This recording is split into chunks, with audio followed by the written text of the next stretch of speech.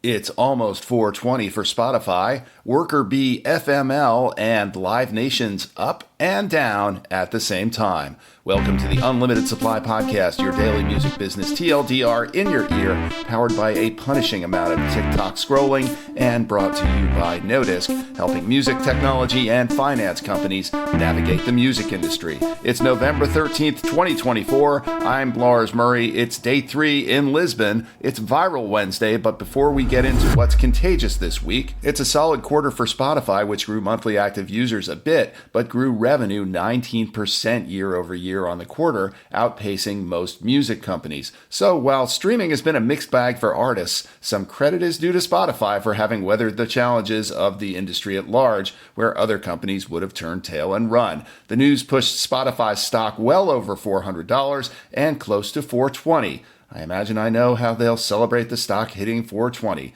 or at least I hope I know. Todd Spangler has the story in Variety. Live Nation earnings came out, and it was up and down at the same time. Overall revenue was down 6%, with a rather surprising 17% drop in ticketing. Considering that the overall industry has been nervous and agitated about single-digit growth, one would think that an actual downward trend would maybe freak investors out. But nope, Live Nation stock bumped up 6%. Riddle me this, Batman. When does your stock price go up when your growth goes down? Well, Riddler, that would tend to happen if you've tightened your bat belt or when you aren't quite as worried about being broken up by the DOJ as you were a week ago. I believe the exact words Live Nation used were, "We are hopeful that we'll see a return to the more traditional antitrust approach," which is code for a more, shall we say, business-like approach in the new administration. Maybe one that will take out its teeth and let them soak on the bedside table. Maybe one that likes to attend events. Prediction: expect to see more administration officials in VIP for the next 4 years. Quid pro quo? Maybe. Buzzkill? Definitely. Bottom line, Live Nation revenue down, Live Nation stock up. Fair and balanced. Dylan Smith has the story in Digital Music News. And famous activist investor / UMG board member Bill Ackman wants UMG to move its stock listing from the Netherlands to the US. Okay, I said it. I'll get back to you on Finance Friday, or maybe when it actually happens. As to what might happen if this happens, Elizabeth Dilts Marshall and Glenn Peoples have the story in Billboard. To the viral verse we go. In today's digital Worker Bee FML news, no, you heard that right, that's FML, not FOMO, TikTok is adding its Instagram competitor Lemon8 to users' TikTok accounts. It's a shot across the bow of Meta's Instagram, and of course it will add yet another task to the complicated lives of label and management digital marketing worker bees, who will first have to convince their bosses that Lemon8 is an important tool, and then once they've done so, they will have to answer late-night texts from the boss as to why artists aren't getting enough Lemon8 traffic. The circle of life goes on, and it echoes across the days. Andrew Hutchinson has the story at Social Media Today.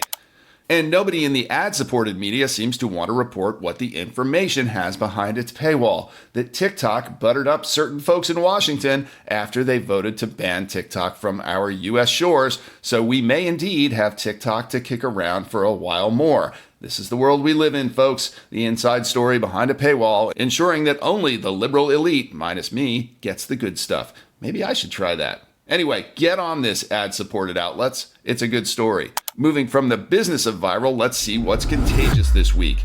Here's some what's and whys from our viral correspondent, Lydia Valentino. Runnin' by 21 Savage and Metro Boomin, originally a hit from their 2020 album Savage Mode 2, enters at number 5 on the Billboard TikTok chart. It's riding a video trend with women mentioning the traits their exes found undesirable in them and finding those same traits in their next partner. The circle of life continues.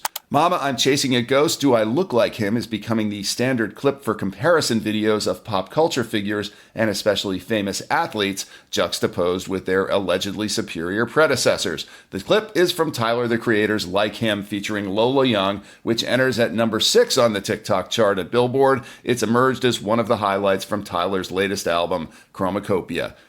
Indie rocker and Unlimited Supply favorite Alex G scores an unlikely hit with World Insured at number 13 on the Billboard TikTok chart, while it initially gained prominence from edits that set it to clips of Wes Anderson's fantastic Mr. Fox movie. It's riding a couple of trends, including Getting Your Spark Back, and is a favorite of white Christians thanking God for the connections they've made in life.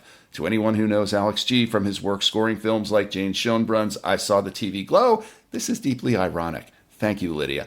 Interestingly, the song was never officially released. Instead, it came out on a 2016 fan compilation of unreleased stuff. Get that song out there and start getting paid, Alex.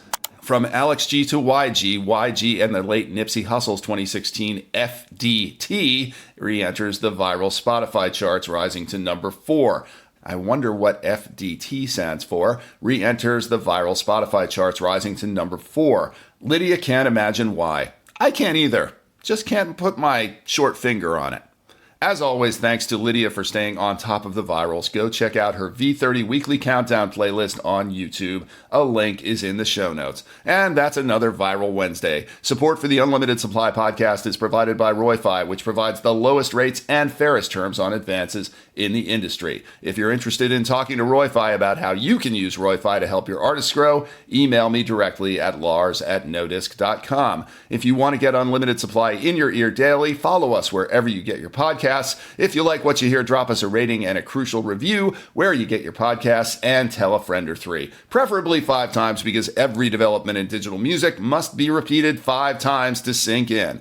Links to what we discussed on the show are in the show notes, and you can visit unlimitedsupplypod.com or email me at lars@nodisc.com to tell us what you think about the show, to feed us info, to feed us lunch, to challenge us on our dubious assertions, and to tell us what we're missing out on. I'm Lars Murray, and remember, in this business, no conflict usually means no interest.